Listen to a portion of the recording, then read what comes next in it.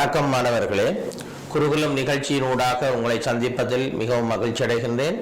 2020ஆம் ஆண்டு காப்பது உயர்தர பரீட்சையினை எழுதுவதற்காக காத்திருக்கின்ற உங்களுக்கு கணக்கீட்டு பாடத்தினூடாக பகுதிகளின் அடிப்படையில் உங்களுக்கான மீளாய்வு நிகழ்ச்சி திட்டத்தினை இப்பொழுது நாங்கள் வழங்குவதற்கு இங்கே வருகை தந்திருக்கின்றோம்.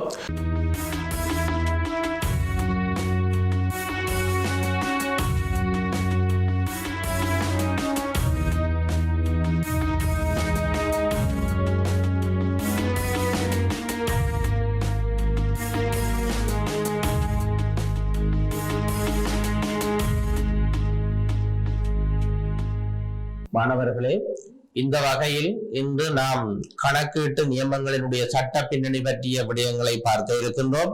இது ஒரு மீளாய்வாக இருக்கின்ற காரணத்தினால் சுருக்கமான முறையிலே இந்த விடயங்கள் உங்களுக்கு முன்வைக்கப்படுகின்றன. பின்னர் ஒவ்வொரு நியமம் பற்றிய விடயங்களும் அவ்வப்போது உங்களுக்கு மிகவும் விளக்கமான முறையிலே வழங்கப்படும்.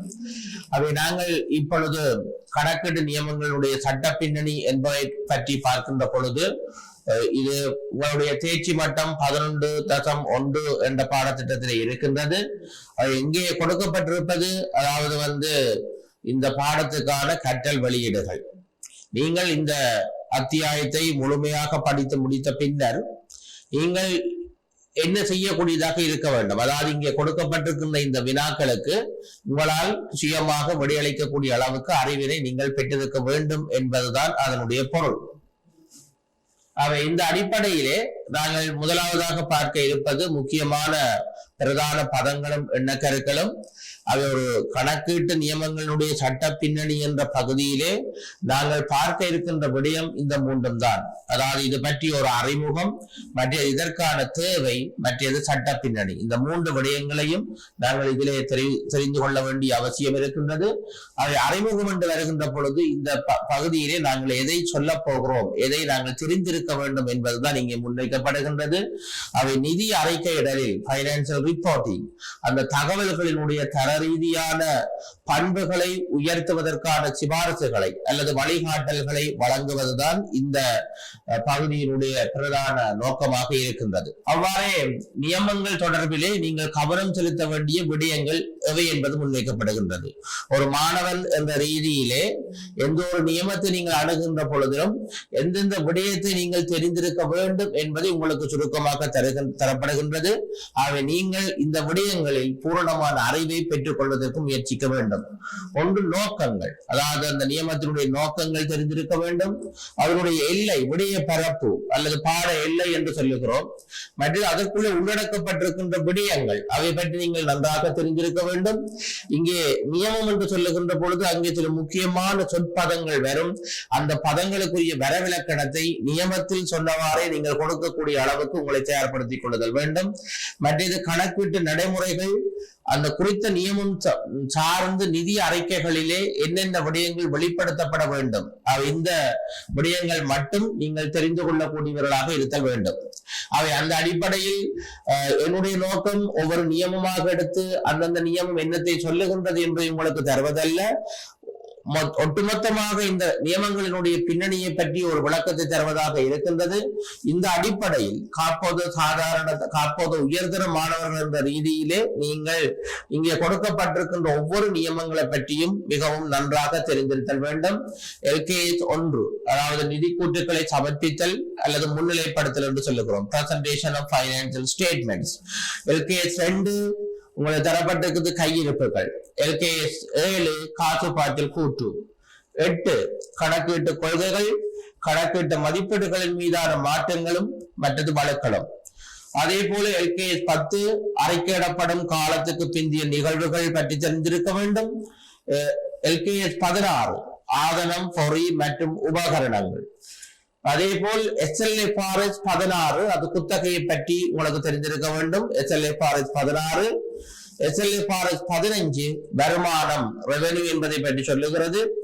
LKS 37 ஏற்பாடுகள் மற்றும் நிகழத்தக்க பொறுப்புகள், நிகழத்தக்க சொத்துக்கள் பற்றி உங்களுக்கு சொல்லப்பட்டிருக்கின்றன. ஆகவே ஒரு உயர்தர மாணவர் என்ற ரீதியிலே இத்தனை நியமங்களை பற்றியும் போதுமான அளவு அறிவை நீங்கள் பெற்றிருப்பீர்களாக இருந்தால் இந்த பரீட்சையிலே உங்களால் நல்ல முறையிலே வினாக்களை அணுகக்கூடியதாக இருக்கும். சட்ட பின்னணி லீகல் பேக்ரவுண்ட் என்பதை பற்றி நாங்கள் பார்க்கின்ற பொழுது குறிப்பாக நீங்கள் எதை தெரிந்திருக்க வேண்டும் என்பது இங்கே முன்வைக்கப்படுகின்றது. ஒன்று 1959 ஆண்டிலே இலங்கை பட்டய கணக்காளர் நிறுவனம் இலங்கையிலே ஆரம்பிக்கப்பட்டது, அது பற்றி உங்களுக்கு தெரிந்திருக்க வேண்டும். இரண்டாவது 1995 ஆண்டு 15ஆம் இலக்க இலங்கை கணக்கீட்டு மற்றும் கணக்காய்வு நியமங்கள் சட்டம், இவை பற்றிய பின்னணியினை நாங்கள் தெரிந்திருக்க வேண்டிய தேவைப்பாடு இருக்கின்றது. இந்த அடிப்படையில் அடுத்த பகுதிக்கு நாங்கள் செல்வோமாக இருந்தால், அதாவது இலங்கையில் கணக்கீட்டு நடைமுறையில் தாக்கத்தை ஏற்படுத்துகின்ற நிறுவனங்கள் அல்லது அமைப்புகள் என்பதை பற்றி தெரிந்திருக்க வேண்டும். இங்கே முக்கியமாக 3 விடயங்கள் கொடுக்கப்பட்டிருக்கின்றன. ஒன்று கணக்கீட்டு நியமங்கள் குழு, அக்கவுண்டிங் ஸ்டாண்டர்ட்ஸ் கமிட்டி, கணக்கீட்டு நியமங்கள் குழு. இரண்டாவது இலங்கை கணக்கீட்டு மற்றும் கணக்காய்வு நியமங்கள் கண்காணிப்பு சபை, Sri Lanka accounting standards and auditing standard monitoring board, இது பற்றி தெரிந்திருக்க வேண்டும். அடுத்தது இலங்கை பட்டய கணக்காளர் நிறுவனம், Sri Lanka institute of chartered accountants. இந்த 3 விடயங்களை பற்றி நீங்கள் தெரிந்திருக்க வேண்டும். இந்த இடத்துல நான் ஒரு விடயத்தை உங்களுக்கு ஞாபகப்படுத்திக் கொள்ள விரும்புகின்றேன். கடந்த கால உங்களுடைய காப்போத உயர்தர பரீட்சை வினாத்தாள்களிலே இதை மையமாக கொண்டு ஒரு வினா வந்திருக்கின்றது. அதாவது இலங்கையில் கணக்கீட்டை ஒழுங்குபடுத்தும் நிறுவனங்கள் அவை, சுருக்கமான விடை எழுதக்கூடிய வகையில் அந்த வினா உங்களுடைய பரீட்சை வினாத்தாள்களில் வந்திருப்பதை நீங்கள் இதனை ஞாபகப்படுத்திக் கொள்ள முடியும். இது நாங்கள் கணக்கீட்டு நியமங்கள் குழு, அக்கவுண்டிங் ஸ்டாண்டர்ட் கமிட்டி என்பதை பற்றி பார்க்கின்ற பொழுது 1995 ஆண்டு 15ஆம் இலக்க இலங்கை கணக்கீட்டு மற்றும் கணக்காய்வு நியமங்கள் சட்டத்திலே குறிப்பிடப்பட்டவாறு கணக்கீட்டு நியமங்கள் குழு உருவாக்கப்பட்டிருக்கின்றது. இலங்கை கணக்கீட்டு நியமங்களை உருவாக்குவதற்கும் உறுதிப்படுத்துவதற்குமான உதவிகளை இந்த குழு இலங்கை பட்டய கணக்காளர் நிறுவனத்துக்கு வழங்கி வருகின்றது.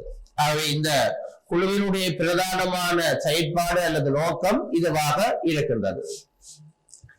அதே போல் இலங்கை கணக்கீடு மற்றும் கணக்காய்வு நியமங்கள் கண்காணிப்பு சபை, Sri Lanka accounting and accounting standards monitoring boards. இந்த சபை 1995 ஆண்டு 15ஆம் இலக்க இலங்கை கணக்கீட்டு மற்றும் கணக்காய்வு நியமங்கள் சட்டத்துக்கு அமைவாக இலங்கை கணக்கீட்டு மற்றும் கணக்காய்வு நியமங்கள் கண்காணிப்பு சபையானது உருவாக்கப்பட்டிருக்கின்றது. அவை குறித்த வணிக நிறுவனங்கள் தங்களுடைய நிதி கூட்டுகளை தயார் செய்கின்ற பொழுது இலங்கை கணக்கீட்டு நியமங்களை பின்பற்றி உள்ளனவா என்பதை பரிசீலனை செய்வதற்கும், அவ்வாறு அவை பின்பற்றாவிட்டால் அதற்குரிய நடவடிக்கைகளை மேற்கொள்வதற்குமான அதிகாரம் இந்த சபைக்கு வழங்கப்பட்டிருக்கின்றது. அவை இப்பொழுது இதை வைத்துக் கொண்டு இந்த சபையினுடைய, அதாவது இலங்கை கணக்கீட்டு மற்றும் கணக்காய்வு நியமங்கள் கண்காணிப்பு சபையினுடைய பிரதானமான செயற்பாடு என்னவென்பதை நீங்கள் உணர்ந்து கொள்ளக்கூடியதாக இருக்கின்றது. இலங்கை பட்டய கணக்காளர் நிறுவனம் 1959 ஆண்டு இலங்கையில் இலங்கை பட்டய கணக்காளர் நிறுவனமானது ஆரம்பிக்கப்பட்டுள்ளது. 1995 ஆண்டு 15ஆம் இலக்க இலங்கை கணக்கீட்டு மற்றும் கணக்காய்வு நியமங்கள் சட்டத்தினால் வழங்கப்பட்ட அதிகாரத்துக்கு அமைய கணக்கீட்டு மற்றும் கணக்காய்வு நியமங்களை தயார் செய்து நடைமுறைப்படுத்துவதுடன் மூலாய்வு செய்வதுமான செயற்பாட்டை இலங்கை பட்டய கணக்காளர் நிறுவனமானது ஆற்றி வருகின்றது. அவை இந்த அடிப்படையில் இலங்கை பட்டய கணக்காளர் நிறுவனங்களுடைய தொழிற்பாடுகள் அல்லது செயற்பாடுகள் எவை என்ற ஒரு வினாவை நாங்கள் இப்பொழுது பார்க்கலாம். அவை இங்கே அவற்றினுடைய தொழிற்பாடுகளாக உங்களுக்கு தரப்பட்டிருக்கின்றன. வணிக முயற்சிகளினுடைய தேவைகளுக்காக சட்ட ரீதியான நியமங்களை தயாரித்தல், நடைமுறைப்படுத்தல் மற்றும் மீளாய்வு செய்தல், இது இதனுடைய முதலாவது தொழிற்பாடாக நாங்கள் பார்க்கக்கூடியதாக இருக்கின்றது. இரண்டாவது, பொருத்தமான தொழில்சார் தகமைகளை வழங்குவதற்கான பரீட்சைகளை நடத்துவதும் பொருத்தமான பாடத்திட்டங்களை உருவாக்குவதும் அடுத்த தொழிற்பாடு. மூன்றாவதாக நாங்கள் பார்க்கலாம் மாணவர் கல்வி மற்றும் பயிற்சிகளை மேற்பார்வை செய்தலும் கட்டுப்படுத்தலும். 4வது கணக்கீட்டு நியமங்கள், தேவைப்படும் முறைகள் மற்றும் அவற்றை பேணுவதில் காணப்படுகின்ற வரையறைகள் என்பவற்றை பராமரித்தலும் கட்டுப்படுத்தலும். நிறைவாக நாங்கள் பார்க்க முடிகின்றது கணக்கீடு மற்றும் அதனோடு தொடர்புடைய பாடங்கள் மீதான வளங்களை தூண்டுதல். இந்த இடத்தில் நான் ஒரு விடயத்தை ஞாபகப்படுத்துகின்றேன். மிக பழைய உங்களுடைய பரீட்சை வினாத்தாள்களிலே இந்த இலங்கை பட்டய கணக்கான நிறுவனத்தினுடைய செயற்பாடுகள் அல்ல தொழிற்பாடுகள் பற்றி ஒரு வினா வந்தது. இப்பொழுது உங்களுக்கு ஞாபகப்படுத்திக் கொள்ள விரும்புகிறேன். ஆகவே மாணவர்களே, இதுவரை நாங்கள் கணக்கீட்டு நியமங்களினுடைய சட்ட பின்னணி பற்றி பார்த்திருக்கின்றோம். இந்த விடயத்திலே நாங்கள் கணக்கீடு நியமங்கள் தொடர்பாக என்னென்ன விடயங்களை நாங்கள் படித்திருக்க வேண்டும், அந்த விடயங்களுக்கு என்னென்ன விடயங்களை நாங்கள் அறிந்து வைத்திருக்க வேண்டும் என்பது உங்களுக்கு முன்வைக்கப்பட்டிருக்கின்றன. அவை இந்த விடயத்தில இருந்து நான் அடுத்ததாக மிக முக்கியமான ஒரு பகுதிக்கு இப்பொழுது நகரலாம் என நினைக்கிறேன். அதுதான் நிதி அறிக்கையிடலுக்கான கணக்கீட்டு சட்டகம். மாணவர்களே, நாங்கள் இந்த தேர்ச்சி மட்டம் 11.2 என்ற இந்த தேர்ச்சி மட்டத்திலே நிதி அறிக்கையிடலின் எண்ணக்கர ரீதியான சட்டகத்தினுடைய பகுப்பாய்வு பற்றி பார்க்க இருக்கின்றோம். அதாவது conceptual framework for financial reporting. இதுல முக்கியமாக ஒரு விடயத்தை நான் உங்களுக்கு சொல்ல வேண்டும் என விரும்புகின்றேன். உங்களுக்கு தெரியும், இந்த கணக்கீட்டு சட்டகத்திலே பல மாற்றங்கள் ஏற்பட்டிருக்கின்றன. அவை 1 ஜனவரி 2020 ஆண்டில் இருந்து நடைமுறைக்கு வரும் வகையிலே அந்த மாற்றங்கள் முன்வைக்கப்பட்டிருக்கின்றன. அதில் இருக்கின்ற சில முக்கிய மாற்றங்கள் உள்ளிட்ட வகையிலே இந்த கணக்கீட்டு சட்டகத்தை உங்களுக்கு நான் முன்வைக்கின்றேன். ஏனென்றால் இந்த மாற்றங்களை நீங்கள் மாணவர்கள் என்ற ரீதியிலே நிச்சயமாக தெரிந்திருக்க வேண்டும். அவை நாங்கள் வருகின்ற பொழுது நிதி அறிக்கையிடலில் கணக்கீட்டு எண்ணக்கர சட்டமாக்கம் என்று பார்க்கின்ற பொழுது இந்த விடயத்திலே நீங்கள் என்னென்ன விஷயங்களை தெரிந்திருக்க வேண்டும் என்பதை உணர்த்துவதற்காக ஒரு கற்றல் வெளியீடு, லேர்னிங் அவுட்கம்ஸ் உங்களுக்கு கொடுக்கப்பட்டிருக்கின்றன. அவை நீங்கள் கணக்கீட்டு சட்டகம், நிதி அறிக்கையிடலுக்கான கணக்கீட்டு சட்டகத்தை விளக்கிக் கொள்ளக்கூடியதாக இருக்க வேண்டும். நிதி கூட்டுகளுடைய நோக்கங்கள், நிதி கூட்டுகளுடைய கூறுகள், நிதி கூட்டுகளுடைய மூலங்கள், இவை பற்றி தெரிந்திருக்க வேண்டும். அத்தோடு நிதி தகவல்களினுடைய பண்புகள், அந்த பண்புகளோடு ஒரு விடயத்தை எவ்வாறு நாங்கள் அங்கீகரித்தல், அதே போல் அதை எவ்வாறு அளவீடு செய்து கொள்ளலாம் என்பது பற்றிய விடயங்களை நீங்கள் இந்த பகுதியில் முழுமையாக தெரிந்திருக்க வேண்டியது அவசியமானது. இப்பொழுது நாங்கள் வருகின்ற பொழுது கணக்கீட்டு சட்டகம். முதலிலே கணக்கீட்டு சட்டகம் என்றால் என்ன என்பதை நீங்கள் சுருக்கமான முறையிலே வரையறை செய்து கொள்ள வேண்டும். நிதி கணக்கீட்டு செயற்பாடுகளுக்கு வழிகாட்டும் கணக்கீட்டு நியமங்களை விருத்தி செய்வதற்கான அடிப்படையை வழங்கும் ஒரு முறைமையாகவே கணக்கீட்டு சட்டகம் காணப்படுகின்றது. இன்னொரு விதத்திலே சொல்லுவதாக இருந்தால், நிதி கணக்கீடு மற்றும் நிதி கூட்டுகளின் செயற்பாடுகளையும் வரையறைகளையும் மேற்கொள்ள உதவுகின்ற ஒரு தொகுதி கணக்கீட்டு சட்டகம், செட் ஆஃப் ரூல்ஸ். இதுதான் கணக்கீட்டு சட்டகம் என்று வரையறை செய்ய முடியும். இன்னும் மேலதிகமாக நீங்கள் தெரிஞ்சிருக்க வேண்டுமாக இருந்தால், அமெரிக்க நிதி கணக்கீட்டு நியமங்கள் சபை, the Financial Accounting Standard Boards, கணக்கீட்டு சட்டகம் என்பதை இன்னவிதமாக வரையறை செய்கின்ற இது ஒரு முழுமையான வரையறை. நிதி கணக்கீடு மற்றும் நிதி கூட்டுகளுடைய இயல்பு, நேச்சர், தொழிற்பாடு, ஃபங்க்ஷன், வரையறைகள், லிமிட்டேஷன் என்பவற்றை குறித்துரைக்கும் பொறுமையான நியமங்களுக்கு இட்டு செல்லும் ஒன்றுடன் ஒன்று தொடர்புடைய நோக்கங்கள் மற்றும் அடிப்படைகளின் ஓர் அறிகை முறைமை, அதாவது கோஹரண்ட் சிஸ்டம் என்று சொல்லுவார்கள். இதைத்தான் கணக்கீட்டு சட்டகம் என வரையறை செய்யப்படுகின்றது. ஆகவே நீங்கள் மிகச் சுருக்கமான முறையிலே கணக்கீட்டு சட்டகம் என்றால் என்ன என்பதை தெரிந்திருந்தால் போதும். அந்த வகையிலே நாங்கள் கணக்கீட்டு சட்டகம் என்ற இந்த பகுதியிலே மிக பிரதானமாக என்ன விஷயத்தை தெரிந்திருக்க வேண்டும் என்பதை பார்க்க வேண்டும். அவை அந்த அடிப்படையில் இந்த அறிக்கையிடலுக்கான எண்ணக்கரு சட்டகத்தின் பிரதான உள்ளடக்கங்களை இவ்வாறு நாங்கள் வரைபட வடிவிலே காட்டிக்கொள்ள முடியும். இந்த வரைவை நீங்கள் பார்க்கின்ற பொழுது இங்கே உச்சத்திலே நோக்கங்கள், அதாவது நிதி கூட்டுக்களுடைய நோக்கங்கள் உங்களுக்கு தெரிஞ்சிருக்க வேண்டும்.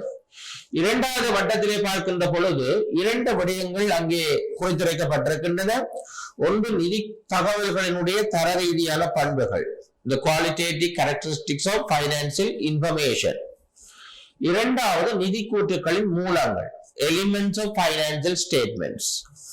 அடுத்தது மூன்றாவது மட்டத்திலே இந்த இனங்காணலும் அளவிட்டு பிரமாணமும், the recognition and criteria for measurement. இந்த விடயங்கள் இங்கே இந்த வரைபடத்தை வைத்துக் கொண்டு இவ்வளவு விடயத்தையும் நீங்கள் தெளிவாக உணர்ந்து கொள்ளக்கூடியவர்களாக இருந்தால் அது உங்களுக்கு போதுமானது. அவை அடுத்த இந்த வரைபடத்திலே சொல்லப்பட்ட விஷயத்தின்படி நாங்கள் அங்கே வருகிற பொழுது முதலாவது நிதி கூட்டுகளுடைய நோக்கங்கள், இது மிக பிரதானமானது. அதாவது நிதி கூட்டுகளை பொது நோக்க நிதி கூட்டுகள், ஜெனரல் பர்பஸ் பைனான்சியல் ஸ்டேட்மெண்ட் என்று நாங்கள் பார்க்கிறோம். அதை விட குறிப்பான நிதி கூட்டுகள் இருக்கலாம். ஆக இந்த அடிப்படை நிதி கூட்டுகளுடைய நோக்கங்கள் இங்கே தரப்படுகின்றன. நிறுவனத்துக்கு வளங்களை வழங்குதல் பற்றிய தீர்மானங்களை மேற்கொள்ளும் நோக்குடன் நிகழ்கால எதிர்கால முதலீட்டாளர்கள், கடன் வழங்குதல் மற்றும் ஏனைய கடன் கொடுத்தோர் முதலான பயன்பாட்டாளர்களுக்கு தேவையான நிதி தகவல்களை வழங்குதல், providing financial information to the existing and potential investors, lenders and other creditors. இது மிக முக்கியமானது. இரண்டாவது, நிறுவனத்தின் பொருளாதார வளங்களின் இயல்பு மற்றும் பெறுமதி, the nature and amounts பற்றிய தகவல்களையும் குறித்த திகதியில் நிதி நிலைமையில் காட்டப்படும் வளங்களுக்கு எதிராக பெறப்பட்ட அல்லது பெறக்கூடிய நன்மைகள் பற்றிய தகவல்களையும் வழங்குதல். மூன்றாவது நோக்கமாக நாங்கள் பார்க்கிறோம், நிறுவனத்தின் பொருளாதார வளங்களை பயன்படுத்துவது தொடர்பில் முகாமை எவ்வாறு வினைத்திறனாகவும் பயனுறுதிமிக்க வகையிலும் தனது பொறுப்புகளை நிறைவேற்றுகின்றது என்பது பற்றிய தகவல்களை பயன்பாட்டாளருக்கு வழங்குதல். அவை நிதி கூட்டுகளினுடைய பிரதான நோக்கங்கள் என்ற வகையிலே இந்த 3 நோக்கங்களை நாங்கள் பார்த்திருக்கின்றோம். இப்பொழுது உங்களுக்கு தெரியும், இங்கே கொடுக்கப்பட்டிருக்கின்றது. நிதி கூட்டுகளுடைய நோக்கங்களை மையமாக கொண்டு கடந்த கால பரீட்சை வினாக்களிலே தொடர்ச்சியாக இந்த வினாக்கள் வந்திருக்கின்றன. குறிப்பாக 2015ஆம் ஆண்டு பரீட்சை வினாத்தாளிலே முதலாவது வினாவே அதுதான். அதாவது நிதி கூட்டுகளினுடைய இங்கே சொல்லப்படுகின்றது, பின்வரும் கூட்டுகளில் எது நிறுவனம் ஒன்றின் நிதி கணக்கீட்டின் ஆரம்ப தொழிற்பாடு தொடர்பில் சரியானது. 5 விடைகள் கொடுக்கப்பட்டு அதிலே பிரதானமான நிதி கூட்டுகளுடைய நோக்கம் விடையாக தெரிவு செய்யப்பட்டிருக்கின்றது. நீங்கள் உங்களுடைய மீளாய்வில் அதனை பார்த்துக் கொள்ளலாம்.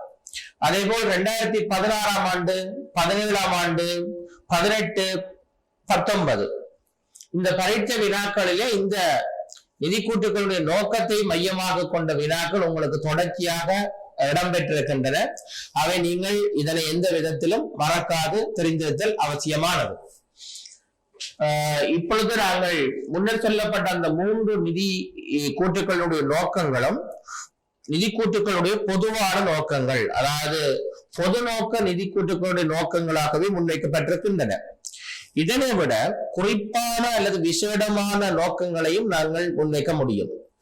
பொதுவான நிதி கூட்டுகளிலே இருந்து தனித்தனியாக ஒரு நிதி கூட்டை மையமாக கொண்டு நோக்கங்களை முன்வைக்கின்ற பொழுது அது குறிப்பான அல்லது விசேடமான நோக்கமாக கருதப்படும். குறிப்பாக நிறுவனம் ஒன்று நிதி செயல்திறன் பற்றிய தகவல்களை வழங்குதல். இதை நாங்கள் நிறுவனத்தினுடைய செயல்திறன் கூற்று, ஸ்டேட்மெண்ட் ஆஃப் பைனான்சியல் பெர்ஃபார்மன்ஸ், அல்லது இதை சொல்லுவார்கள் லாபம் அல்லது நட்டம் மற்றும் ஏனைய முற்றுமடங்கிய வருமான கூட்டுகளின் ஊடாக இந்த தகவல்களை பெற்றுக்கொள்ள முடியும். அதே போல் நிறுவனத்தினுடைய நிதி நிலைமை பற்றிய தகவல்களை வழங்குதல், நிறுவனத்தின் வளங்கள் மீதான மாற்றங்கள் பற்றிய தகவல்களை வழங்குதல், இவை குறிப்பான ஒரு நிதி கூட்டை மையமாக கொண்டு முன்வைக்கப்படுகிற நோக்கங்களாக கருதப்படுகின்றன. இந்த அடிப்படையிலே நாங்கள் இந்த நோக்கங்களுக்குள்ளே பார்த்திருக்கின்றோம். நிதி கூட்டுகளை பயன்படுத்துகின்றவர்களுக்கு அல்லது நிதி கூட்டுகளின் மீது அக்கறையுடைய சகல தரப்பினர்களுக்கும் தேவையான நிதி தகவல்களை வழங்குதல் தான் நிதி கூட்டுகளுடைய பிரதானமான நோக்கங்களில் ஒன்று. அவை இப்பொழுது நாங்கள் பார்க்கலாம். இந்த நிதி கூட்டுகளினால் வழங்கப்படுகின்ற தகவல்களை அடிப்படையாக கொண்டு அதனை பயன்படுத்துகின்றவர்கள் என்ன விதமான தீர்மானங்களை எடுக்க முடியும். உரிமை பங்குகளை அல்லது கடன் பத்திரங்களை வாங்குதல், விற்றல் அல்லது தொடர்ச்சியாக வைத்திருத்தல் போன்ற தீர்மானங்களை அவர்கள் எடுக்கலாம். இரண்டாவது, கடன்களை வழங்குதல் அல்லது கடன்களை தீர்ப்பனவு செய்தல் மற்றும் ஏனைய வகை கடன்கள் பற்றிய முடிவுகளை அவர்கள் மேற்கொள்வதற்கு உதவும். மூன்றாவது, வாக்களித்தல், voting, வாக்களித்தல் அல்லது முகாமை செயற்பாடுகளின் மீது செல்வாக்கு செலுத்துவதற்கு அவர்கள் இதனை பயன்படுத்திக் கொள்ள முடியும். நான்காவது, நிறுவனத்தின் எதிர்கால காசு உட்பாற்றல்கள் பற்றிய வாய்ப்புகளை அறிய முடியும். நிறைவாக, நிறுவனத்தின் பொருளாதார வளங்கள் தொடர்பில் முகாமையினுடைய நம்பகத்தன்மையினை அவர்கள் இங்கே மதிப்பீடு செய்து கொள்ள முடியும். இந்த இடத்தில் 2018ஆம் ஆண்டு உங்களுடைய முதலாவது பகுதி வினாத்தாளிலே 31வது வினா ஒன்று இங்கே கொடுக்கப்பட்டிருக்கின்றது. அதிலே அவர்கள் எதை முன்வைத்திருக்கிறார்கள் என்றால், நிறுவனம் ஒன்றின் நிதி கூட்டுக்களுடைய பிரதான நோக்கங்கள் என்ற அடிப்படையிலே அந்த வினா இடம்பெற்றிருப்பதை நீங்கள் பார்த்துக் கொள்ள முடியும். ஆகவே இதிலிருந்து நாங்கள் ஒன்றை விளங்கிக் கொள்ள முடியும். நிதி கூட்டுக்களுடைய நோக்கங்கள் என்ற ஒரு விடயத்தை மட்டும் மையமாக வைத்துக் கொண்டு கடந்த கால பரீட்சை வினாக்களிலே பல தடவைகள் இந்த வினாக்கள் இடம்பெற்றிருப்பதை நீங்கள் அவதானிக்கக்கூடியதாக இருக்கும். அடுத்ததாக நாங்கள் மிக முக்கியமான ஒரு பகுதிக்கு செல்ல முடியும். நிதி தகவல்களின் தர ரீதியான பண்புகள், the qualitative characteristics of financial information. அவை நிதி தகவல்களினுடைய தர ரீதியான பண்புகள் எவை என்று பார்க்கின்ற பொழுது அவை அடிப்படையில் 2 வகைப்படுத்தப்படுகின்றன. ஒன்று, அடிப்படை தர ரீதியான பண்புகள், the fundamental qualitative characteristics. இரண்டாவது, தரத்தை மேம்படுத்தும் பண்புகள், enhancing qualitative characteristics. அவை பண்புகள் கேட்கின்ற பொழுது இந்த 2 வகைப்பாட்டையும் நீங்கள் தெரிந்திருக்க வேண்டும். அடிப்படை தர ரீதியான பண்புகள், மற்றது தரத்தை மேம்படுத்தும் பண்புகள். இப்பொழுது நாங்கள் அடிப்படை தர ரீதியான பண்புகள் என்று பார்க்கின்ற பொழுது 2 பண்புகள் அதற்குள்ளே இருக்கின்றன. ஒன்று, பொருத்தமான தன்மை, ரிலவன்ஸ். இரண்டாவது, உண்மையான பிரதிநிதித்துவம், faithful representation. இந்த 2ம் அடிப்படை தர ரீதியான பண்பு. 2015ஆம் ஆண்டு பரீட்சை வினாவிலே பகுதி 1லே 5வது வினா அதுதான். அதாவது பின் வருவனவற்றுள் நிதி கூட்டுக்களின் அடிப்படை பண்புகளாக கொள்ளக்கூடியவை எவை என்ற வினா அங்கே இடம்பெற்றிருக்கின்றது. அது உங்களுக்கு தெளிவாக தெரியும். பொருத்தமான தன்மையும் உண்மையான பிரதிநிதித்துவ தன்மையும் தான் அது. அடுத்ததாக நாங்கள் தரத்தை மேம்படுத்தும் பண்புகள், என்ஹான்சிங் குவாலிட்டேட்டிவ் கேரக்டரிஸ்டிக்ஸ். இதற்குள்ளே 4 பண்புகள் உள்ளடக்கப்படுகின்றன. ஒன்று, ஒப்பீட்டு தன்மை, அதாவது கம்பரபிலிட்டி என்று சொல்லுகிறோம். இரண்டாவது, மெய்மையாக்கும் தன்மை அல்லது உறுதிப்படுத்தும் தன்மை, வெரிஃபையபிலிட்டி. மூன்றாவது, காலம் தவறாமை, டைம் லைன்ஸ். நான்காவது, விளங்கிக் கொள்ளக்கூடிய தன்மை, அண்டர்ஸ்டாண்டபிலிட்டி. அவை இங்கே பார்த்தீர்களாக இருந்தால் 2017, 19, 16 போன்ற பரீட்சை வினாக்களிலே இந்த வினாக்கள் வந்திருக்கின்றன. அதாவது நிதி கூட்டுக்களின் தரத்தை மேம்படுத்தும் பண்புகள் எவை, இவை சுருக்கமான விடையாக எழுதுகின்ற வகையிலும் வந்திருக்கின்றன. அதே போல் 5 விடைகள் கொடுக்கப்பட்டு அதற்குள்ளே சரியான விடையை தெரிவு செய்கிற பகுதிகளுக்குள்ளேயும் இந்த வினா உள்ளடக்கப்பட்டிருக்கின்றது. அவை இப்பொழுது நாங்கள் அடிப்படை தர ரீதியான பண்பு 2, தரத்தை மேம்படுத்தும் பண்புகள் 4 என்பதை இப்பொழுது மிக தெளிவாக பார்த்திருக்கின்றோம். ஒவ்வொன்றையும் தனித்தனியாக பார்க்கின்ற பொழுது பொருத்தமான தன்மை, உண்மையில் பொருத்தமான தன்மை என்பது நிதி அறிக்கைகளினூடாக வழங்கப்படுகின்ற தகவல்கள் யாவும் தீர்மானம் எடுக்கின்றவர்களுடைய தீர்மானம் எடுத்தல் தேவைகளுக்கு பொருத்தமானவையாக இருத்தல் வேண்டும். இதுதான் பொருத்தமான தன்மை. இந்த தகவல்கள் எதிர்வு கூறும் பெறுமதி, அதாவது ப்ரெடிக்டிவ் வேல்யூ அல்லது கன்ஃபர்மேட்டரி வேல்யூ, இந்த உறுதிப்படுத்தும் பெறுமதியை கொண்டிருக்குமாக இருந்தால் வேறுபட்ட தீர்மானங்கள் எடுப்பதற்கான இயலுமையை அது கொண்டிருக்கும் என்பது கருதப்படுகின்றது. ஆகவே இந்த பொருத்தமான தன்மை என்பது எதிர்வு கூறும் பெறுமதி அல்லது உறுதிப்படுத்தப்பட்ட பெறுமதி என்பவற்றின் ஊடாக செல்வாக்கப்படுகின்றது. இவ்வாறே நாங்கள் உண்மையான பிரதிநிதித்துவம், அதாவது வழங்கப்படுகின்ற தகவல்கள் முழுவதும் உண்மை தன்மையை பிரதிபலிப்பதாக இருத்தல் வேண்டும். அப்பொழுதுதான் பயன்பாட்டாளர்கள் அதனை பயன்படுத்தி சரியான தீர்மானத்தை எடுக்க முடியும். இந்த உண்மையான பிரதிநிதித்துவம் என்பது இந்த 3 உப பண்புகளினாலே செல்வாக்கப்படுகின்றது, உப பண்புகளை கொண்டிருக்கின்றது. ஒன்று பூரணத்தன்மை, கம்ப்ளீட்னஸ்.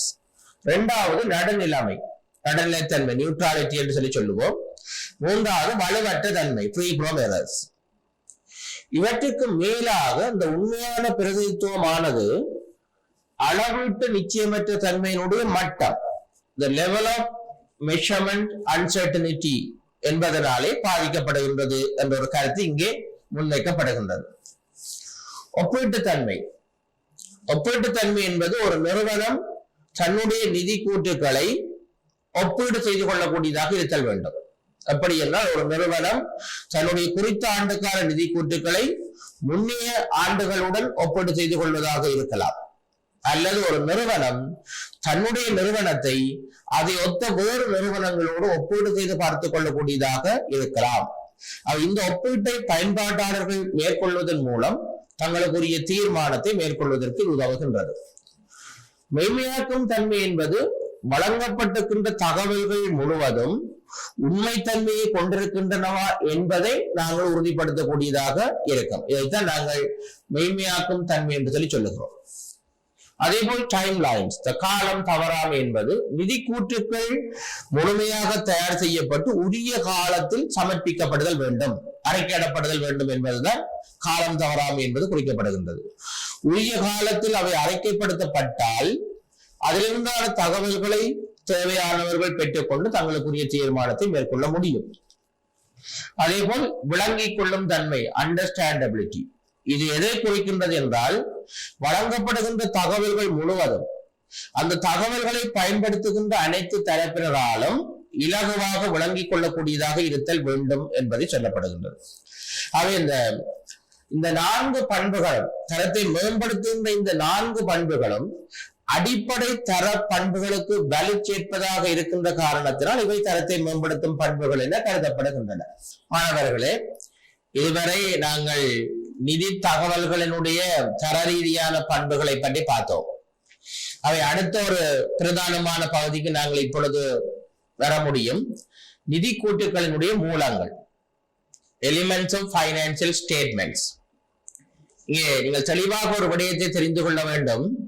நிதி கூட்டுகளின் கூறுகள் என்பது வேறு, நிதி கூட்டுகளின் மூலங்கள் என்பது வேறு.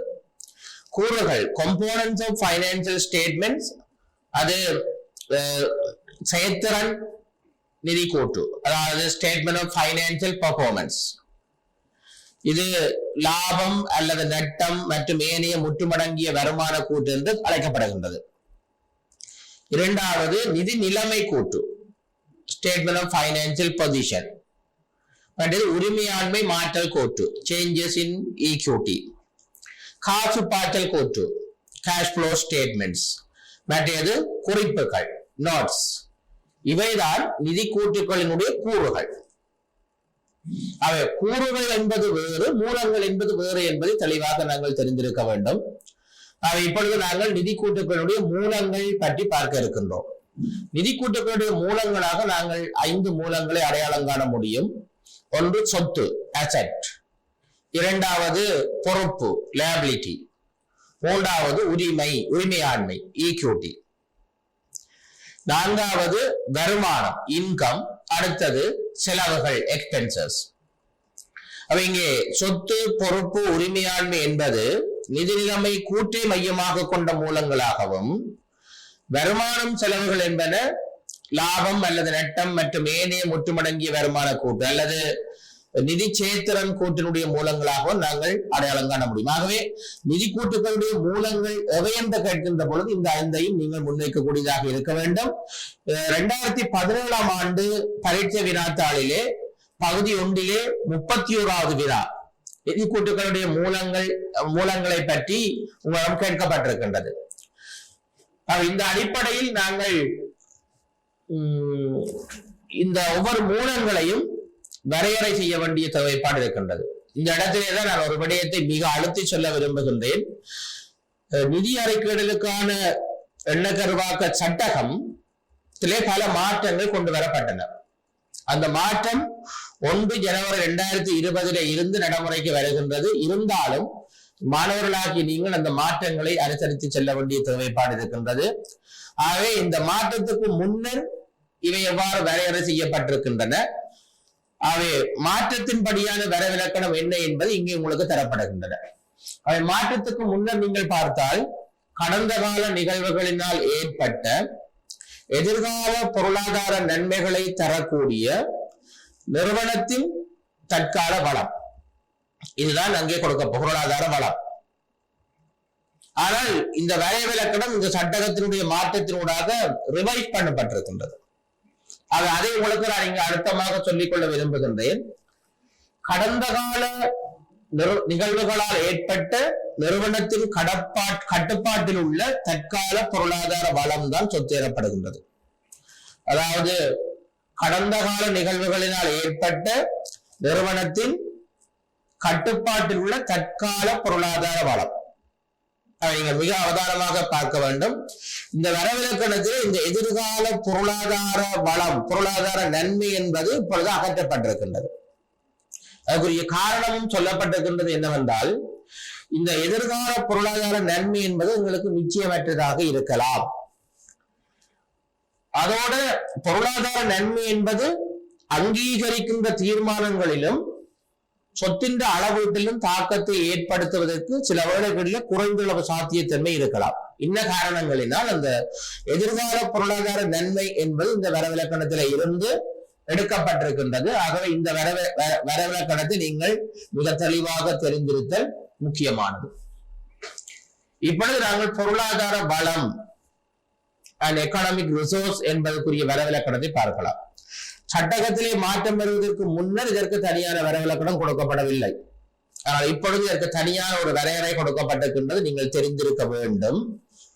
பொருளாதார வளம் என்பது பொருளாதார நன்மைகளை உருவாக்குவதற்கான ஆற்றலை கொண்டுள்ள ஒரு உரிமை. இது ஒரு சாதாரணமான வரையறை. இதுதான் பொருளாதார வளம். சொத்து என்பதற்குரிய வரையறையை பார்த்தோம். அடுத்ததாக நாங்கள் ஒரு பொறுப்பு எவ்வாறு வரையறை செய்யப்படுகின்றது என்பதை பார்க்கலாம். மாற்றத்திற்கு முன்னர் வரையறையை பார்த்தோம். அதாவது பொருளாதார நன்மைகளோடு இணைக்கப்பட்டுள்ள நிறுவன வளங்களிலிருந்து காசு வழிபாய்ச்சலை ஏற்படுத்தும் என்று எதிர்பார்க்கப்படுகின்ற கடந்த கால நிகழ்வுகளின் தற்கால கடப்பாடு, the present obligation. இது முன்னர் கொடுக்கப்பட்டிருக்கின்ற வரைவிலக்கணம். இப்பொழுது அதனுடைய வரையறை கடந்த கால நிகழ்வுகளின் விளைவாக பொருளாதார வளங்களை மாற்றுவதற்கான நிறுவனத்தினுடைய தற்கால கடப்பாடு, இதுதான் பொறுப்பாக வரையறை செய்யப்பட்டிருக்கின்றது.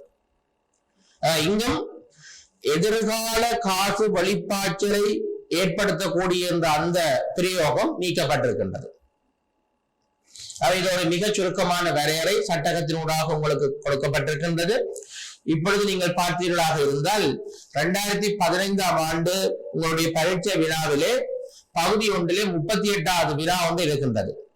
அந்த வினா என்னவென்றால், பொறுப்பொன்றின் 2 பண்புகளை குறிப்பிடுக. அவை உங்களுக்கு இந்த வரைவிலக்கணத்துக்குள்ளே அந்த பண்பு இருக்கின்றது. ஒன்று தற்கால கடப்பாடாக இருக்க வேண்டும், மற்றது கடந்த கால நிகழ்வுகளினால் ஏற்பட்டதாக இருக்கும். இந்த அடிப்படையில் அந்த வினாவை நாங்கள் பார்க்கக்கூடியதாக இருக்கின்றது. அடுத்து கடப்பாடு, ஒப்ளிகேஷன் என்பதற்குரிய வரையறையை பார்க்கலாம். தவித்துக் கொள்வதற்கான நடைமுறை சாத்தியம் இல்லாத நிறுவனம் ஒன்றினுடைய கடமை அல்லது பொறுப்பு கூறுகிற தன்மைதான் கடப்பாடு என வரையறை செய்யப்படுகின்றது. உரிமையாண்மை, ஈக்யூட்டி, அனைத்து பொறுப்புகளையும் கழித்த பின்னர் நிறுவனத்தின் சொத்துக்களிலே எஞ்சியிருக்கின்ற பகுதி உரிமையாண்மை எனப்படுகின்றது. மொத்த சொத்துக்களில் இருந்து பொறுப்புகளை கழிக்க வருவது. வருமானம், இங்கே வருமானம் என்பதற்கு உரிய வரவிலக்கணமும் மீளமைக்கப்பட்டிருக்கின்றது. அந்த வரையறை உரிமையாளர்களிடம் இருந்தால பங்களிப்பு தவிர்ந்த உரிமையாண்மையின் மீது அதிகரிப்பை ஏற்படுத்தக்கூடிய சொத்துக்கள் மீதான அதிகரிப்பு அல்லது பொறுப்புகள் மீதான குறைப்பு தான் உரிமையாண்மை எனப்படுகின்றது. இங்க சொத்துக்கள் மீதான அதிகரிப்பு என்று பார்க்கின்ற பொழுது இந்த வருமானத்துக்குள்ளே எங்களுக்கு சாதாரணமான வருமானங்கள் கிடைக்கப்பெறலாம். அதே போல் எங்களுக்கு ஆதாயம், லாபங்கள், கெயின்ஸ், ஆதாயம் என்பது கிடைக்கப்பெற, இவை எல்லாம் சேர்ந்ததுதான் வருமானம் என்று கருதப்படுகின்றது. அதே போல் செலவுகள் என்பதற்குரிய வரையறையை பார்க்கின்ற பொழுது உரிமையாளர்களுக்கு விநியோகிக்கப்பட்டது தவிர உரிமையாண்மையின் மீது குறைப்பை ஏற்படுத்தக்கூடிய சொத்துக்கள் மீதான குறைப்பு அல்லது பொறுப்புகள் மீதான அதிகரிப்பு தான் செலவுகள் எனப்படுகின்றன. இந்த செலவுகளுக்குள்ளே சாதாரணமாக ஏற்படக்கூடிய செயற்பாடு செலவுகள் வரலாம், மற்றது நட்டங்களும் இதற்குள்ளே இடம்பெறுகின்ற. இவை ரெண்டும் சேர்ந்துதான் உரிமையாண்மையின் மீது குறைப்பை ஏற்படுத்துகின்றது என்பதை நாங்கள் விளங்கிக் கொள்ளுதல் வேண்டும். 2018ஆம் ஆண்டு பேப்பர்ல 32வது வினா இந்த செலவுகள் சொத்துக்களை மையமாக கொண்டு இடம்பெற்றிருப்பதை நான் உங்களுக்கு ஞாபகப்படுத்திக் கொள்ளுகிறேன். அடுத்த முக்கியமான பகுதி இந்த அங்கீகாரமும் அங்கீகார நீக்கமும், ரெகக்னிஷன், டீரெகக்னிஷன். இதிலேயும் சில மாற்றங்கள் இருக்கின்றன. அங்கீகாரம் என்பதை நாங்கள் பார்க்கின்ற பொழுது சொத்து, பொறுப்பு, உரிமையாண்மை, வருமானம் அல்லது செலவுகளினுடைய வரவிலக்கணத்தை பூர்த்தி செய்யக்கூடிய ஒரு விடயம் நிதிநிலைம கூட்டில் அல்லது நிதி சேத்திரன் கூட்டில் உள்ளடக்குவதற்கான ஒரு செயற்பாடு, கேப்சரிங் ப்ராசஸ், அந்த கேபிட்டல் செய்முறைதான் அங்கீகாரம் எனப்படுகின்றது. அது சொத்துக்கள், பொறுப்புகள், உரிமையாண்மை, வருமானம் மற்றும் செலவுகள் பற்றிய பொருத்தமான தன்மை, உண்மையான பிரதிநிதித்துவம் ஆகிய இரண்டிலும் இவை தாக்கத்தை ஏற்படுத்தி அது ஒரு அங்கீகாரத்துக்கு பொருத்தமானதாக கருதப்படுகின்றது. ஆகவே வரவிலக்கண அந்த விடயத்துக்குரிய வரவிலக்கணத்தை பூர்த்தி செய்வதோடு அந்த தகவல்கள் உண்மையான பிரதிநிதித்துவத்தையும் பொருத்தமான தன்மையையும் கொண்டிருக்கின்ற பொழுது அவை அங்கீகரிக்கப்படுகின்றன. இந்த அங்கீகரிப்பதற்கான பிரமாணம், அதாவது கிரைட்டீரியா என்று பார்க்கின்ற பொழுது ஒரு குறித்த விடயம் சொத்து, பொறுப்பு, உரிமையாண்மை, வருமானம், செலவுகள் இவற்றுக்குள்ளே ஏதேனும் ஒன்றாக அங்கீகரிக்கப்பட வேண்டுமாக இருந்தால் அவை அதற்குரிய வரவிலக்கணத்தை பூர்த்தி செய்வதோடு அந்த தகவல்கள் பொருத்தமானவையாகவும் உண்மையான பிரதிநிதித்துவத்தை பிரதிபலிப்பவையாகவும் இருத்தல் வேண்டும். இதுதான் அதற்குரிய அங்கீகாரத்துக்கான பிரமாணம். இந்த அடிப்படையில் ஒரு குறித்த விடயத்தினுடைய அங்கீகாரமானது என்னென்ன காரணிகளினால் பொருத்தமான தன்மையில் பாதிப்பை ஏற்படுத்துகின்றது என்பதை பார்க்கலாம். முதலாவது பொருளாதார நன்மைகளின் பாய்ச்சலுக்கான குறைந்தளவு சாத்தியத்தன்மை, அதேபோல் தற்போது உள்ள நிச்சயமற்ற தன்மை. இவை ரெண்டும் அந்த அங்கீகரிப்பின் பொழுது கருத்தில் கொள்ளப்படுகின்ற பொருத்தமான தன்மையிலே பாதிப்பை ஏற்படுத்தக்கூடிய காரணிகள்.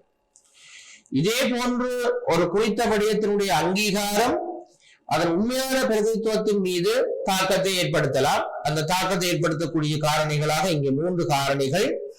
ஒன்று அளவுக்கு நிச்சயமற்ற தன்மை, மெஷர்மென்ட் அன்சர்டனிட்டி. இரண்டாவது பொறுமையற்ற அங்கீகாரம், ரெகக்னிஷன் இன்கன்சிஸ்டன்சி. மூன்றாவது சமர்ப்பித்தலும் வெளிப்படுத்தலும், பிரசன்டேஷன் அண்ட் டிஸ்க்ளோஷர். அடுத்தது அங்கீகார நீக்கம். அது ஏற்கனவே சொத்து, பொறுப்பு, உரிமையாண்மை, வருமானம் அல்லது செலவு இவற்றுக்கு அங்கீகரிக்கப்பட்ட ஒன்று இப்பொழுது அந்த அங்கீகார நிலையிலிருந்து எப்படி நீக்கப்படுகிறது என்பதை இதற்குள்ளே நாங்கள் பார்க்க முடியும். நிறுவனம் ஒன்றினுடைய நிதி கூட்டில இருந்து அங்கீகரிக்கப்பட்ட சொத்து அல்லது பொறுப்பு ஒன்றை முழுமையாகவோ அல்லது பகுதியளவாகவோ நீக்குதல் தான் அங்கீகார நீக்கம் எனப்படுகின்றது, அதாவது டீரெகக்னிஷன். இந்த அங்கீகார நீக்கம் எந்த வகையில் ஏற்படலாம் என்பதை சட்டகம் தெளிவாக முன்வைக்கின்றது. முதலாவது ஒரு சொத்தை எடுத்துக்கொள்வோமாக இருந்தால் நிறுவனம் தன்னுடைய அங்கீகரிக்கப்பட்ட சொத்தொன்றின் முழுமையான அல்லது பகுதியளவான கட்டுப்பாட்டு இழக்கும் பொழுது அங்கீகார நீக்கம் ஏற்படலாம். பொறுப்பாக இருந்தால் நிறுவனம் ஒன்று அங்கீகரிக்கப்பட்ட முழுமையான அல்லது பகுதியான பொறுப்புகளை தற்போதைய கடப்பாட்டு தன்மையை அந்த பொறுப்புகளுடைய தற்போதைய கடப்பாட்டு தன்மையை நீண்ட காலத்துக்கு கொண்டிருக்காத பொழுதும் அங்கீகார நிலையிலிருந்து அது நீக்கப்படலாம். இவைதான் அங்கீகார நீக்கத்துக்கான சந்தர்ப்பங்கள்.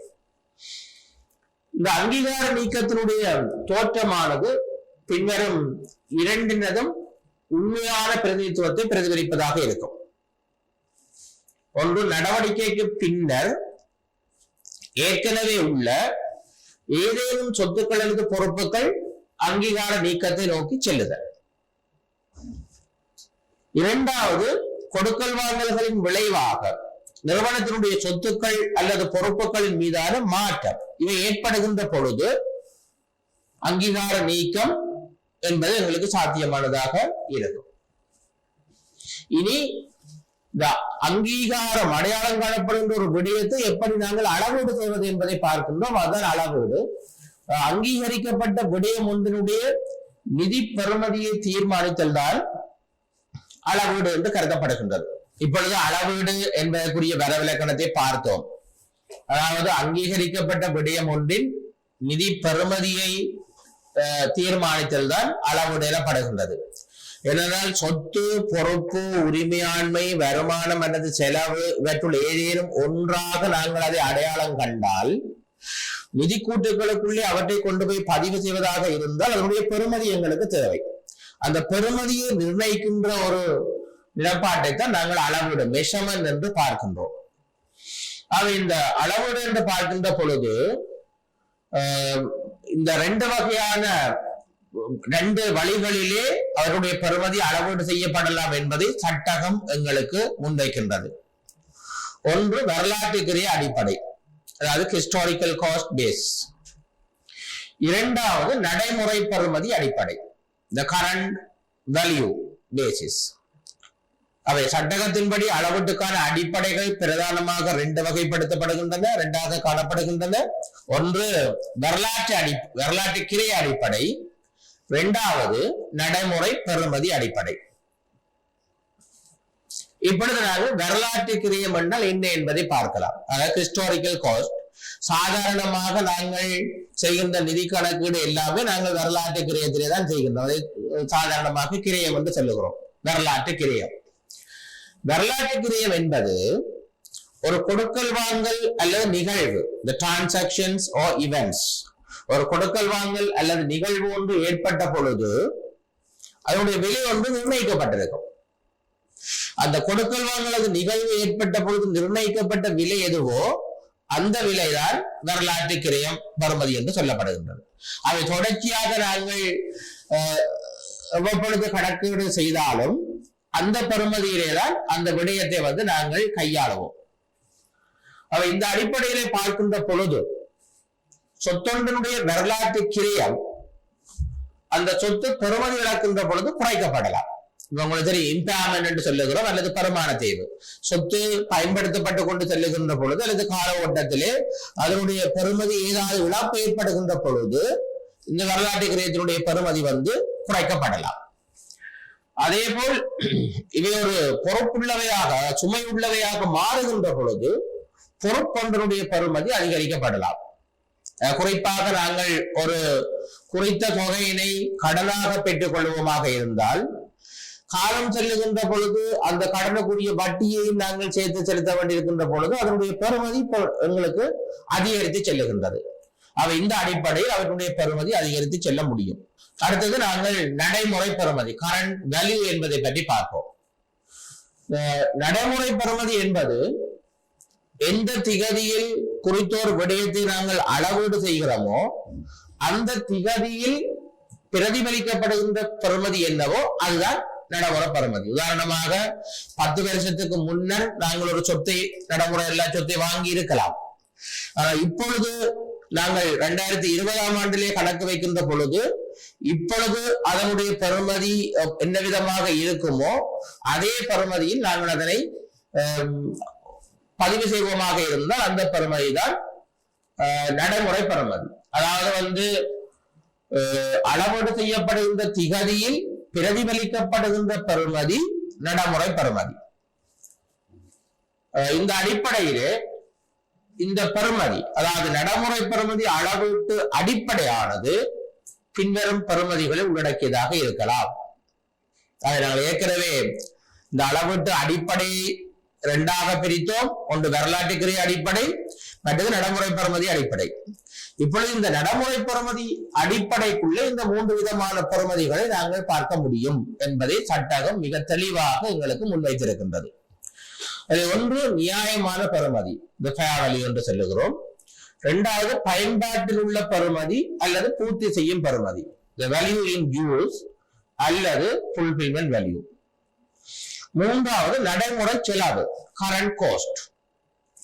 அவை இவற்றுக்குள்ளே ஏதாவது ஒரு அடிப்படையில் அதனுடைய பெறுமதியை நாங்கள் நிர்ணயித்துக் கொண்டாலும் அது நடைமுறை பெறுமதி அடிப்படையிலே பெற்றுக்கொள்ளப்பட்ட பெறுமதியாகவே இருக்கும்.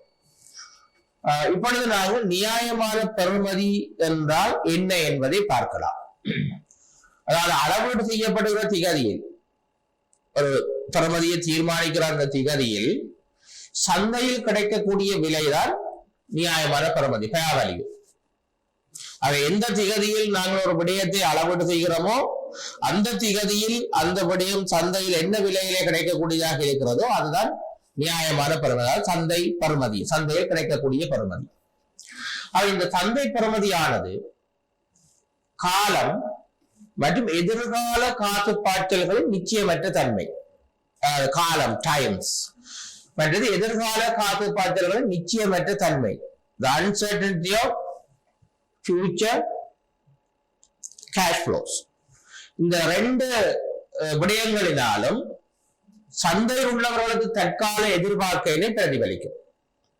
அதை காலத்தை அடிப்படையாக கொண்டு அந்த விடயம் இப்பொழுது என்ன பெறுமதி என்று தீர்மானிக்கப்படலாம், அல்லது எதிர்கால காத்துப்பாற்றல்கள் அடிப்படையில் இப்பொழுது அது என்ன பெறுமதியில் இருக்கலாம் என்று நாங்கள் எதிர்வு கூறலாம். இந்த அடிப்படையில் இந்த நியாயமான பெறுமதி என்பது நிர்ணயிக்கப்படுகின்றது.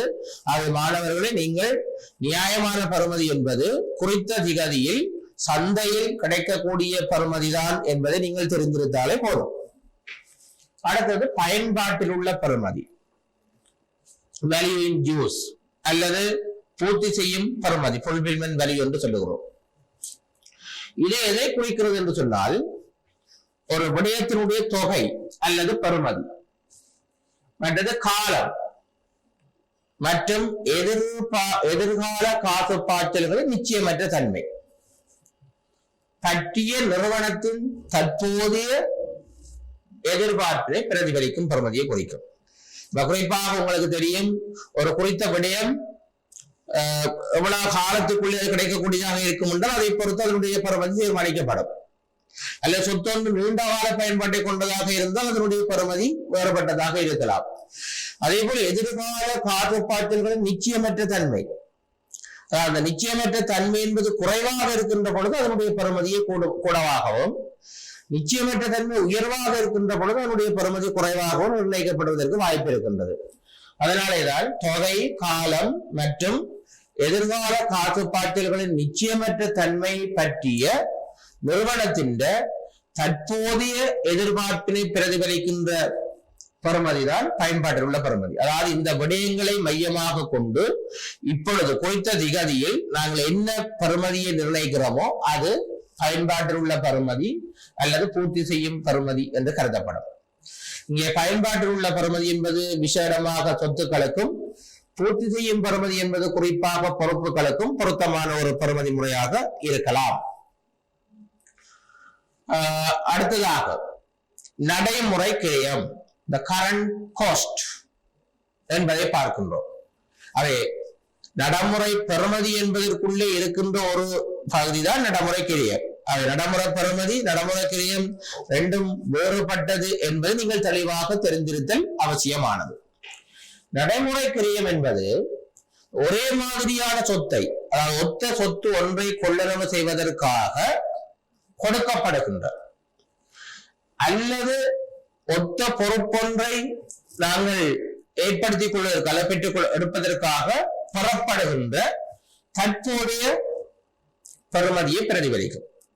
இப்பொழுது எங்களுடைய நான் ஒரு சொத்து இருக்கின்றது, அந்த சொத்தினுடைய இப்ப உள்ள பெறுமதியை நாங்கள் பார்க்க போறோம். நடைமுறை கிரியத்தை பார்ப்பதாக இருந்தால் இதே மாதிரியான சொத்தொன்றை இப்பொழுது நாங்கள் புதிதாக வெளியிலிருந்து வாங்க போறோம் என்று சொல்லி சொன்னால் அதற்கு எவ்வளவு பெறுமதி இருக்குமோ அதுதான் அந்த சொத்தினுடைய நடைமுறை கிரியமாக இருக்கும்.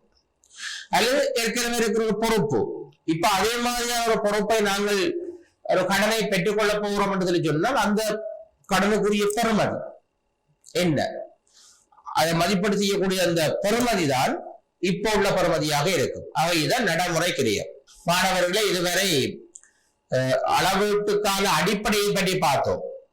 இப்பொழுது நாங்கள் இந்த அடிப்படைகளை தெரிவு செய்யும் பொழுது கவனிக்க வேண்டிய காரணிகள், இது மிக முக்கியமானது. இந்த அடிப்படைகளை தெரிவு செய்யும் பொழுது கவனிக்க வேண்டிய காரணிகள் பிரதானமாக 2. ஒன்று பொருத்தமான தன்மை, மற்றது உண்மையான பிரதிநிதித்துவம். இங்க அளவீட்டு அடிப்படையிலே வழங்கப்பட்ட தகவல்களின் பொருத்தமான தன்மை பின்வரும் காரணிகளால தீர்மானிக்கப்படுகிறது. அது ஒன்று சொத்து அல்லது பொறுப்பினுடைய பண்புகள். சொத்து அல்லது பொறுப்பின் பண்பு இந்த பொருத்தமான தன்மையில பாதிப்பை ஏற்படுத்தலாம். சொத்து அல்லது பொறுப்பினுடைய பண்புகள் என்று பார்க்கின்ற பொழுது அதிலே குறிப்பாக கவனிக்க வேண்டிய காரணிகள் 2. ஒன்று காசு பாய்ச்சல்களின் மாறும் தன்மை, 2வது சந்தை காரணிகள் அல்லது ஏனைய ஆபத்துக்கான உணர்திறன் பெறுமதி. அதே போல் எதிர்கால காசுப்பாய்ச்சலுக்கான பங்களிப்பு, 2வது காரணி எதிர்கால காசுப்பாய்ச்சலுக்கான பங்களிப்பு. இதற்குள்ளே நாங்கள் 2 விடயங்களை அவதானிக்கலாம். காசுப்பாய்ச்சல்கள் ஏனைய பொருளாதார வளங்களுடன் இணைந்த வகையில் நேரடியாக அல்லது மறைமுகமாக உருவாக்கப்படுகின்றன. அதே போல் நிறுவனத்தினுடைய வியாபார செயற்பாடுகளின் இயல்பு, இந்த 2 காரணிகளினுடைய அடிப்படையிலும் எதிர்கால காசுப்பாய்ச்சலுக்கான பங்களிப்பு தீர்மானிக்கப்படுகின்றது. இவை அவற்றினுடைய பொருத்தமான தன்மையின் மீது தாக்கத்தினை செலுத்துவதாக இருக்கின்றது. இதே போல் 2வது காரணி உண்மையான பிரதிநிதித்துவத்தை பார்க்கின்ற பொழுது அவை பின்வரும் 2 காரணிகளினாலே தாக்கமடையலாம். ஒன்று அளவீட்டு பொருண்மை இன்மை, மெஷர்மென்ட் இன்கன்சிஸ்டன்சி. 2வது அளவீட்டு நிச்சயமற்ற தன்மை, மெஷர்மென்ட் அன்சர்டனிட்டி. இந்த 2 காரணிகளினாலும் உண்மையான பிரதிநிதித்துவ தன்மை பாதிப்படுவதால் அதனால் எங்களுடைய இந்த அளவீட்டு அடிப்படை தீர்மானிக்கப்படுகின்றது. ஆகவே இவைதான் இந்த நிதி அறிக்கையிடலுக்கான கணக்கீட்டு சட்டகம் என்ற பகுதியிலே உங்களுக்கு தெரிந்திருக்க வேண்டிய விடயங்கள். ஆகிய மாணவர்களே, நாங்கள் இதுவரையில் கணக்கீட்டு நியமங்களுடைய சட்ட பின்னணியை பற்றி ஒரு பகுதியிலே பார்த்தோம். இன்னொரு வகையிலே நிதி அறிக்கையிடலுக்கான கணக்கீட்டு சட்டகம் என்பதனை நாங்கள் பார்த்திருக்கின்றோம். அவை நீங்கள் நிதி கூட்டுகளுடைய நோக்கங்கள், நிதி தகவல்களுடைய தர ரீதியான பண்புகள், நிதி கூட்டுகளுடைய மூலங்கள், கூறுகள், அதே போல் அவருடைய அங்கீகாரம், அளவீட்டு பிரமாணம், காரணிகள் பார்த்தோம். அவை தொடர்ச்சியாக அடிப்படை கணக்கீட்டு எடுகோள் என்ற வகையிலே தொடர்ந்து செல்லும் எண்ணக்கரு மட்டுமே இருக்கின்றது என்பதை உங்களுக்கு நான் இந்த இடத்திலே சொல்லிக் கொண்டு என்னுடைய இந்த பகுதியினை நான் நிறைவு செய்யலாம் என நினைக்கின்றேன். வணக்கம். மீண்டும் ஒரு தடவை அடுத்த பகுதியிலே உங்களை சந்திக்கலாம்.